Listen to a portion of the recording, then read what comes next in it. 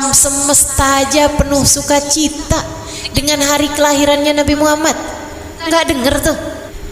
Fahtazzal arsyu taraban wastibsyara wazdadal kursiyyu haibatan wa waqara wamtala'atis samawatu anwara وضجت الملائكة تهليلا وتمجيدا واستغفارا سبحان الله والحمد لله ولا إله إلا الله والله أكبر سبحان الله والحمد لله ولا إله إلا الله والله أكبر سبحان الله الحمد لله ولا إله إلا الله والله أكبر.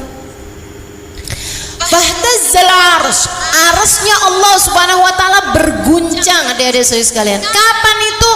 Dari mulai maghrib waktu Mekah malam 12 Rabiul Awal, arsh Allah subhanahu wa ta'ala berguncang dengan dahsyatnya. Wazdadal kursiyyu haibatan wa waqara, kursi singgasana Allah subhanahu wa ta'ala, wah, semakin bertambah terang benderangnya, semakin bertambah karisma keagungannya. Wamtala'atis samawatu anwara, langit gegap gempita dengan cahaya. Bintang-bintang yang asalnya redup jadi tambah cahayanya. Bahkan malam hari itu talak najmu Ahmad, seperti yang diriwayatkan oleh salah satu sahabat. Ada salah satu sahabat yang bercerita, dia bilang hari kelahirannya Nabi Muhammad malam hari itu saya orang Madinah. Saya orang Madinah, dia bilang. Hari itu orang Madinah tuh banyak ada Yahudi, teman-teman. Di Madinah tuh banyak orang Yahudi. Waktu keberadaannya Nabi Muhammad alaihissalam, ya, zamannya Nabi Muhammad tuh di Madinah banyak orang Yahudi. Kalau di Mekah itu banyakan penyembah berhala. Jadi orang kafir Mekah kalau Mekah, tapi kalau Madinah tuh banyak orang Yahudi yang baca-baca kitab-kitab terdahulu tuh orang Yahudi, adik-adik gitu. Mereka banyak baca tentang ciri-cirinya kelahirannya Nabi Muhammad, ciri-cirinya waktu lahirnya Nabi Muhammad tuh mereka udah pelajari gitu. Nah malam hari itu katanya si sahabat ini nih, saya dengar ada seorang pendeta Yahudi teriak-teriak, ya ayuhan nas, ya ayuhan nas, tala' najmu Ahmad, ya ayuhan nas, tala' najmu Ahmad. Hei orang-orang pengumuman, hei orang-orang pengumuman, liatin nih pada keluar gi, liatin nih. Ada apaan? Tala' najmu Ahmad, bintang Ahmad sudah terbit. Nabi itu telah lahir malam hari ini. Nabi itu lahir malam hari ini. Itu bintangnya Nabi Muhammad sallallahu alaihi wasallam. Ada tuh orang Yahudi pada lihat, wah bintangnya udah lahir nih orangnya. Mereka nggak tahu, sebagian tahu lahirnya di mana, tapi kebanyakan nggak tahu lahirnya di mana. Lahirnya di sebuah rumah. Malam hari itu udah besar perutnya, tapi nggak ngerasain sakit sama sekali. Sampai jelang-jelang waktu subuh. Falamma ishtaddat talaq bi'idzni rabbil khalaq wada'atil habib sallallahu alaihi wasallam sajidan syakiran hamidan ka'annahul badru fi tamamih. Teman-teman sekalian, malam hari itu Allah subhanahu wa ta'ala merobohkan tiang-tiang yang ada di kerajaan-kerajaan Romawi, dan Allah subhanahu wa ta'ala memadamkan api sesembahan kaum Persia yang gak pernah padam 500 tahun lamanya. Itu api mereka punya di rumah-rumah mereka ataupun di tempat-tempat tertentu tuh ada api sesembahannya orang Persia, teman-teman, orang Iran sekarangnya ya, di Persia itu nggak pernah padam. 500 tahun tuh nggak pernah padam, teman-teman. Tiap pagi mereka bangun tidur nyembah tuh api sebagai Tuhannya. Mereka kirain itu Tuhannya karena nggak pernah padam apinya. Jadi sekalian, pas pagi hari itu yang hari kelahirannya Nabi Muhammad, mereka bangun tidur mau nyembah api, lah mana dia apinya? Apinya padam. berhala-berhala kaum Yunani, Allah Subhanahu wa taala dijadikan berhalanya pada nungging, berhalanya pada telungkup, pada jatuhan. Sehingga sekalian adik-adik semuanya yang saya muliakan, sungai yang waktu itu kering langsung mengalir airnya. Bunga-bunga yang belum waktunya bermekaran, pagi hari tersebut, malam hari itu, jelang-jelang lahirnya Nabi Muhammad, barengan sama saat Nabi Muhammad keluar ke atas muka bumi, bunga-bunga itu langsung bermekaran saat itu juga, padahal belum waktunya buat mekar. Saudariku sekalian, adik-adik semuanya yang saya muliakan, di sebuah rumah ada perempuan dukun beranak namanya Syafa.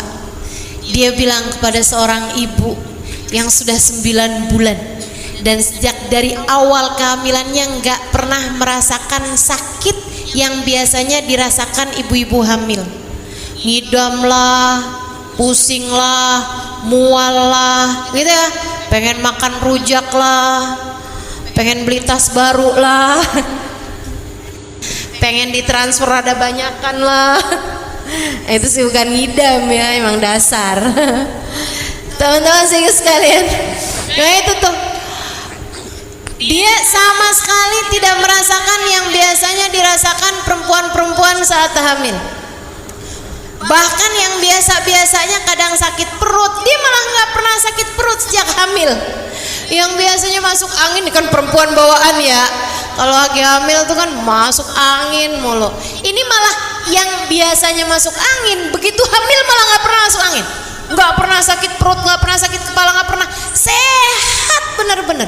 Dia bahkan nggak tahu kalau dirinya hamil, andai tidak karena raf'i haidati, terhalangnya datang bulan. Biasa-biasanya tiap bulan datang mens, ini kok nggak datang mens nih. Tapi selain daripada itu, rasa sakit perut apa segala macam nggak pernah dia rasakan. Malam hari itu udah 9 bulan lebih ya, ada bidannya, nih mau ngelahirin nih kamu nih, sakit? Enggak. Sakit perut ya pasti ya? Enggak. Sakitnya per berapa menit? Enggak sakit. Waduh, tapi ini udah waktunya nih, udah mulai turun nih. Ayo deh Aminah kalau gitu, mulai ngeden Aminah, mulai ngeden. Waduh teman-teman sekalian, mulai tuh Aminah kemudian ngeden, dan sesaat jelang fajar, wa qubaila fajrin abrazat syamsal huda zaharal habibu mukarraman wa musana. Yang Aminah dan Syafa nggak lihat itu kelahiran mereka, mereka kirain cuman mereka berdua aja di situ. Padahal ada beberapa perempuan-perempuan lain yang ikut serta menyaksikan kelahiran bayi mulia itu. Ada 2 perempuan teman-teman sekalian yang ikut serta ada di situ kala itu. Siapa itu? Yang satu Sayyidah Asiyah, yang satu Sayyidah Maryam. Fahawarat bitaufiqihi Sayyidatu Maryam was Sayyidatu Asiyah, kan gitu tuh. Wa ma'ahuma minal huril ain man qasamallahu lahu minasyarafi bil qismatil wafiyah. Gitu. Jadi waktu lahirnya Nabi Muhammad, nah itu ada Sayyidah Maryam sama Sayyidah Asiyah ikut serta nungguin. Aduh, udah mau lahir nih, udah mau lahir. Tapi kan nggak bisa dilihat mata teman-teman, hanya mata batin yang bisa lihat. Dan Sayyidah Aminah tidak menyaksikan itu. Sehingga sekalian, apalagi Syafa bidannya nih, dukun beranaknya nih, nggak bisa lihat. Tapi yang bisa dilihat sama Sayyidah Syafa dan juga Sayyidah Aminah, Aminah kayaknya kamu udah mau melahirkan ya, tapi kok tumben nggak ada air ketuban yang keluar duluan, nggak ada darah-darah juga yang keluar duluan. Nah ini biasanya disebut darah talak nih, darah mau ngelahirin gitu, tanda mau ngelahirin. Ini nggak ada gitu. Kok nggak ada apa-apa nih yang kotor-kotor barengan sama kelahiran, tapi ini udah kelihatan nih anaknya udah mau ngelahirin nih. Ayo Aminah, ayo Aminah, ayo dorong, ayo terus Aminah, terus tiba-tiba aja kemudian rut, anaknya lahir dalam keadaan sujud posisinya. Wah, diambil sama Syafa anak tersebut, faidan bihrafi'an turfahu ila sama, tangannya menunjuk ke arah langit.